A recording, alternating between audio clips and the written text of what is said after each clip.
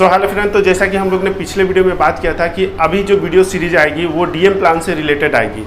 तो ये जो डीएम वाटर को तो हम लोग समझेंगे, लेकिन उससे पहले हमको ये जानना होगा कि जो डीएम वाटर होता है और ये जो नॉर्मल वाटर जिसको हम लोग पीने के लिए यूज करते हैं अपने घरों में, जो गवर्नमेंट के द्वारा जो वाटर ट्रीटमेंट करके आपके घरों में आता है, आपके नल के द्वारा जो आता है और उसे आप पीने के लिए जो यूज करते हैं, तो उस वाटर में और जो डीएम वाटर होता है जिसको हम लोग बॉयलर में यूज करते हैं, इन दोनों में डिफरेंस क्या होता है। तो सबसे पहले हम लोग इन्हीं दोनों के डिफरेंस के बारे में समझेंगे ताकि ये क्लियर हो कि हम लोग क्यों बॉयलर में डीएम वाटर को ही यूज करते हैं, नॉर्मल वाटर या ड्रिंकिंग वाटर को हम लोग क्यों नहीं यूज कर सकते हैं। तो वीडियो बहुत ही इन्फॉर्मेटिव होने वाला, तो वीडियो के साथ बने रहें और यदि आप इस चैनल पर नए हैं तो चैनल को सब्सक्राइब कर लें और बेल नोटिफिकेशन को ऑन कर लें ताकि इस टाइप का इन्फॉर्मेटिव वीडियो आपको सबसे पहले मिले। तो चलिए बिना समय गवाए वीडियो करते हैं स्टार्ट।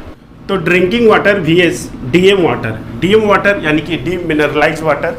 तो जो ड्रिंकिंग वाटर होता है यानी जिसको हम लोग अपने घर में पीने के लिए यूज करते हैं, उसमें और इस डीएम वाटर में क्या डिफरेंस है, इसी के बारे में हम लोग यहाँ पर डिटेल में देखते हैं। तो देखिए, सबसे पहले जो पॉइंट है जो कि ड्रिंकिंग वाटर से रिलेटेड है, तो drinking water is also known as portable water, tap water और म्युनिसिपल वाटर। तो ड्रिंकिंग वाटर जो हम लोग पानी पीने के लिए यूज करते हैं उसको हम लोग कह सकते हैं पोर्टेबल वाटर भी। पोर्टेबल का मतलब भी होता है जो पीने योग्य हो, और टैप वाटर यानी कि जो नलों से आता है, और जो म्युनिसिपल वाटर जो गवर्नमेंट जो वाटर ट्रीटमेंट करके जो घर घर सप्लाई करती है, तो इसलिए इसे म्युनिसिपल वाटर भी कह सकते हैं। ओके, और जो डीएम वाटर होता है उसको हम लोग दो नाम से और जानते हैं, एक होता है डेमी वाटर और दूसरा होता है डी आयोनाइज्ड वाटर। ठीक है, तो दूसरा जो पॉइंट है कि drinking water is produced by water treatment method which include sedimentation, filtration, coagulation and chlorination.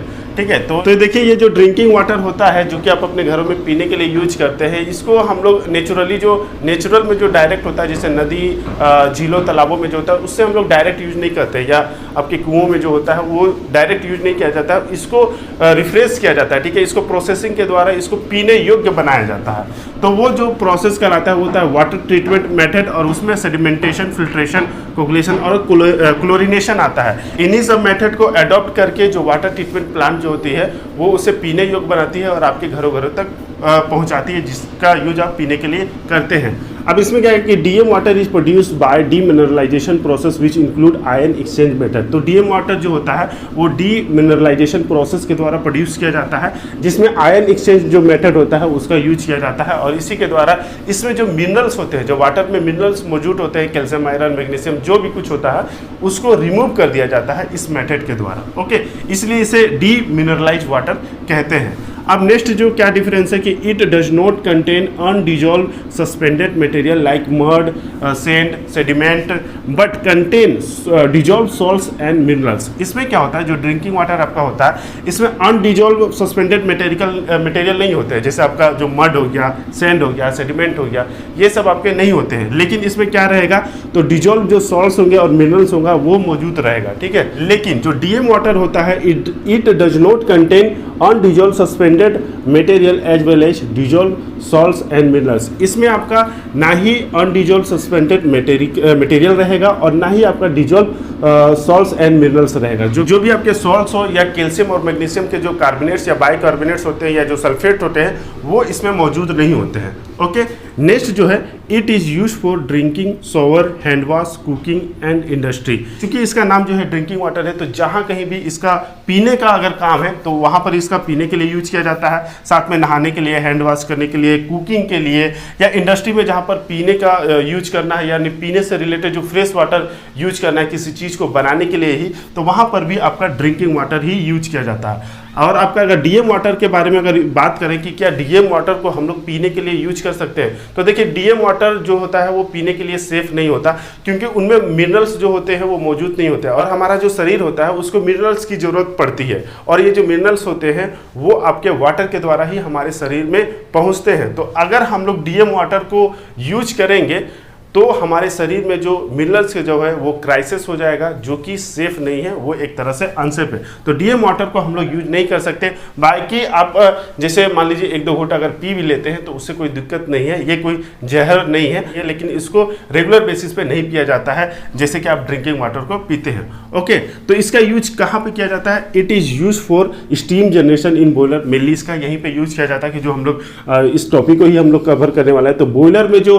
आपका स्टीम जनरेशन होता है उसी के लिए इसका डीएम वाटर का यूज किया जाता है। साथ में जो आपका डीएम वाटर होता है, तो चूंकि ये पूरी तरह से प्योरीफाई होता है तो इसका यूज इक्विपमेंट को सैनिटाइज करने के लिए किया जाता है। और जिन जगहों पे जैसे कूलिंग वाटर में जहाँ पर TDS अगर हाई चल रहा होता है तो वहाँ पर उसको मेंटेन करने के लिए वहाँ पर मेकअप के तौर पे डीएम वाटर का यूज किया जाता है। ओके, अब नेक्स्ट जो है कि आपका जो ड्रिंकिंग वाटर होता है उसमें कुछ क्रिटिकल पैरामीटर को ही चेक किया जाता है, बहुत ज़्यादा चेक नहीं किया जाता है। अरे कहना क्या चाहते हो? तो हम लोग जो ड्रिंकिंग वाटर जो यूज करते हैं उसका जो pH है वो कितना होना चाहिए, तो 6.5 से 8.5 तक रह सकता है, ठीक है, इसके बीच में रह सकता है। जो प्योर वाटर होता है उसका 7 होता है, लेकिन जो हम लोग ड्रिंकिंग वाटर करते हैं वो इसके आसपास होता है। साथ में इसका TDS चेक किया जाता है, जैसे अपने घरों में भी देखे होंगे कि ये वाटर का TDS क्या चल रहा है। तो आपका TDS जो है वो आप जो चेक करते हैं तो देखते हैं कि 50 के बिलो आ रहा है या 100 के ऊपर आ रहा है। तो कितना हम लोग मेंटेन करते हैं या कितना रख सकते हैं अपने वाटर का TDS, तो 50 से लेके 150 ppm तक अपना जो TDS रखेंगे वो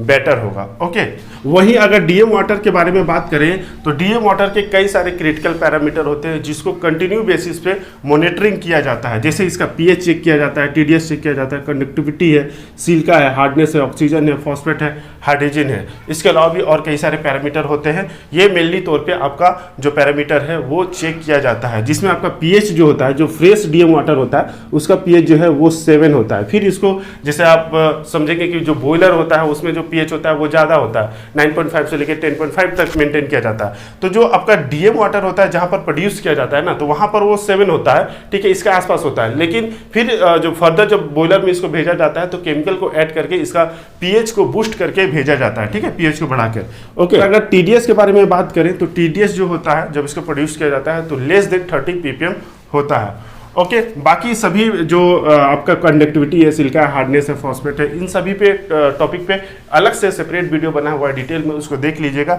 सभी जो आपके जो फंडा है वो क्लियर हो जाएंगे, क्या पैरामीटर आपको मेंटेन करना है या क्या होता है उसके रिगार्डिंग सभी चीज़ों को डिटेल में वहाँ पे बताया गया। अब नेक्स्ट जो डिफरेंस है कि if it use in boiler, अगर मान लो कि हम ड्रिंकिंग वाटर को ही, नॉर्मल वाटर को ही अगर बॉयलर में ही यूज करें बिना उसे डीमिनरलाइज किए हुए तो क्या होगा, तो इट क्रिएट स्केलिंग प्रॉब्लम। अगर हम लोग इसका यूज करते हैं तो ये बॉयलर में स्केलिंग का प्रॉब्लम को क्रिएट करेगा, वहाँ पे स्केलिंग होगा। स्केलिंग क्या होता है इस पर भी मैंने डिटेल में वीडियो बनाया है, 2 पार्ट में, उसको देख लीजिएगा। स्केलिंग का पूरा फंडा क्लियर हो जाएगा। स्केलिंग जो होता है वो बॉयलर के लिए अच्छी चीज़ नहीं है। स्केलिंग से पूरा आपका बॉयलर का एफिशिएंसी डिक्रीज हो जाता है, बॉयलर की लाइफ की पूरी वाट लग जाती है। तो इसलिए स्केलिंग से ही या बॉयलर की एफिशिएंसी या बॉयलर की लाइफ को ही बचाने के लिए हमारे वाटर को डीमिनरलाइज करके बॉयलर में यूज किया जाता है। तो अगर इसमें बात करें तो it does not create scaling problem. तो अगर हम लोग डीएम वाटर यूज करते हैं तो हमारे बॉयलर में स्केलिंग का प्रॉब्लम नहीं होता